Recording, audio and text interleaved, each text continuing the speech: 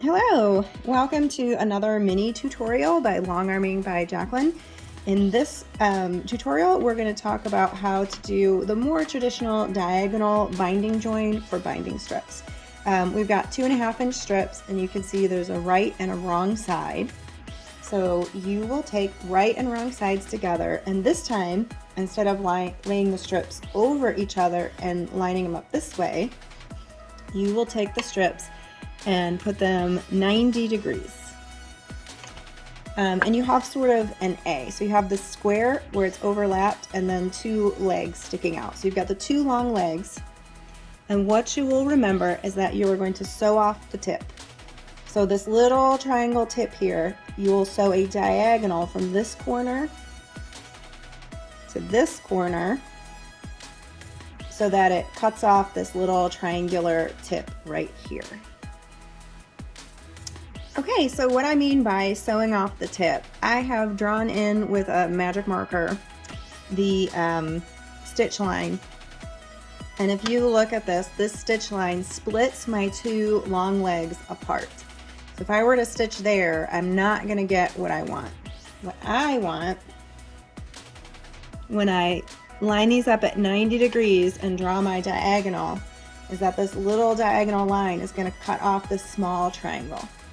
So go ahead and carefully align your two strips. If you want to draw your diagonal corner to corner, you can. The other option is to use like a diagonal seam tape. So what I have done,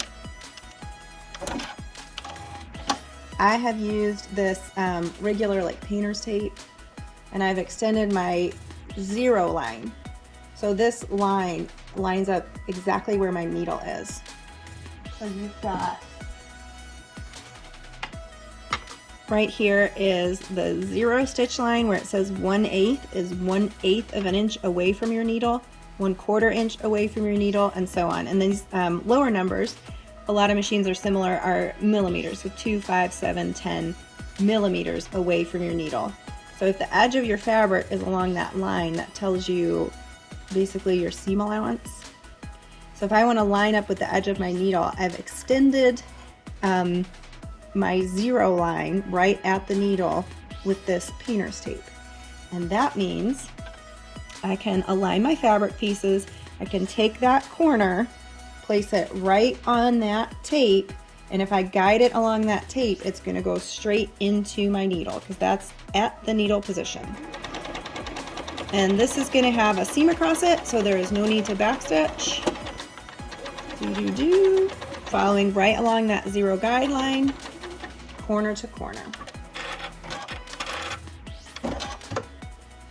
And if you are not confident with this technique, it's always okay to mark your line, pin it, and do a test open, and make sure that you have what you're expecting. So you can see both of my pretty sides are facing up, and if I look along the edge of my fabric, I have the diagonal join, and this nice straight line joins. There's no jump and there's no hip, so they're at the same angle and the same level, so they're nice and even. And this top side as well, it's a nice straight edge along the top of that join. And then after you open that up and make sure it's aligned to your liking, you would press your seam allowance. Again, open is flatter but less strong. To the side is stronger but less flat.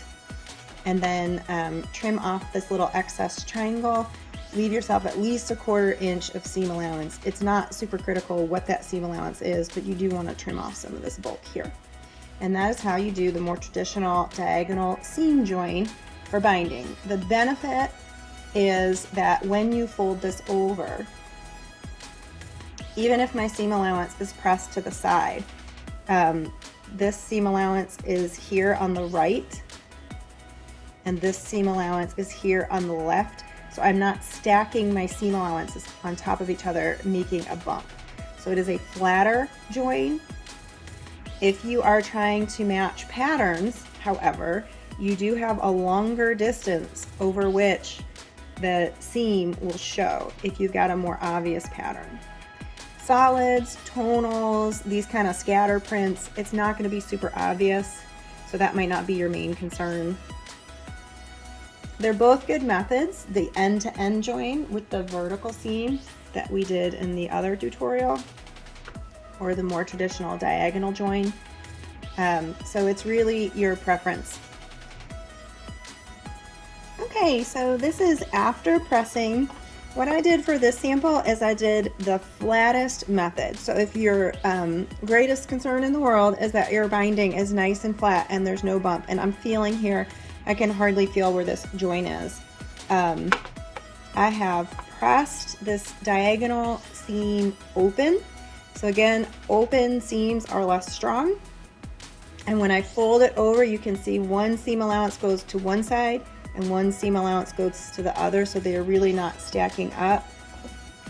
And this is the flattest seam. You're giving up a little bit of strength by pressing open, and you have a little bit longer distance to worry about pattern matching if that is your concern. All right. So here we have gone all the way around the loop, and here we are at our last side. On a bigger project, you'd have that 8 to 12 inch gap somewhere randomly along the side.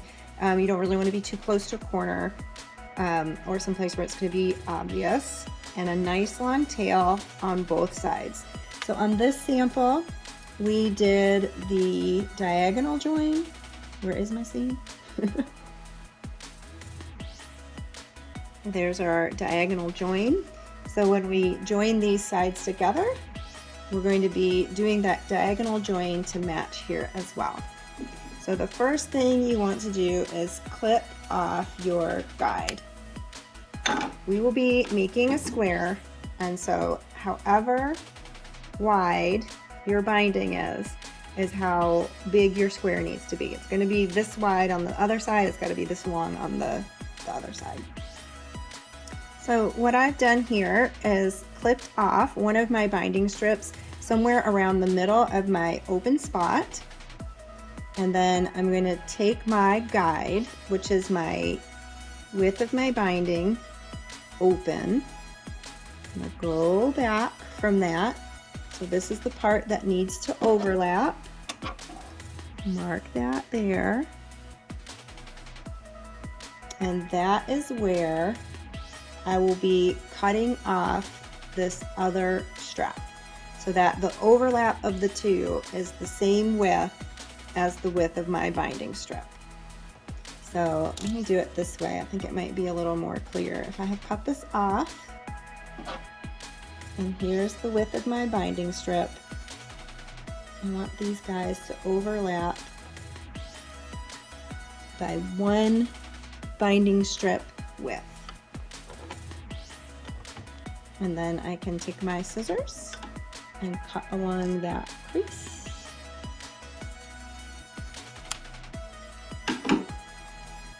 Get rid of my little guide. All right, and then you will open up your binding strip, and just like always, we will sew pretty sides together. Now these have to join at 90 degrees. So the last one we did end to end. These are going to be 90 degrees, the same way you did your binding strip. So this can be a little tricky. Align the corner, align the end of this one to the side of this one. And my recommendation is that you go ahead and do a test pin where you think you're going to stitch,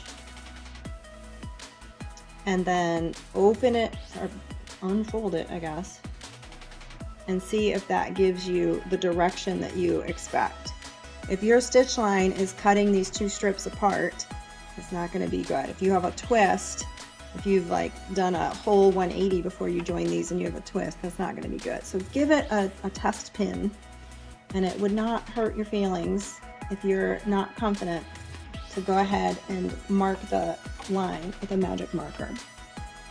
So exactly the same as we did before, except it's kind of wadded up here. You've got it attached to the quilt. You've got a long strip and a long strip, They're right sides together, they're aligned in a square at 90 degrees, and you'll be sewing from corner to corner down here. It is a little tight. If you give yourself plenty of room, it is a little bit easier. So let's go ahead and put our needle in and see if I can get this to align and lay flat. So I'm trying to unscrunch along my seam line, move this extra fabric out of the way, and I'm going to take this point.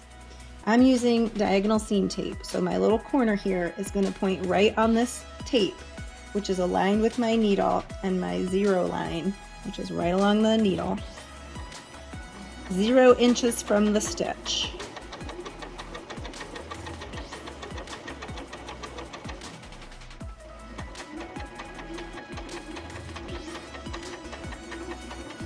And then right off the point.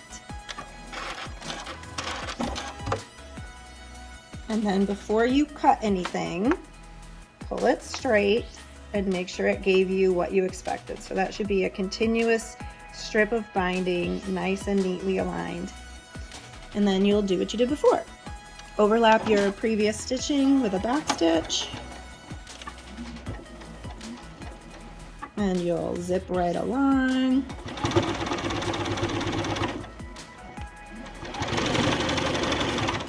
Over your seam, joining up with your other stitching. Give it a back stitch. And then cut thread. And there you have it. You have joined your binding and looped it all the way around using the more traditional diagonal join method.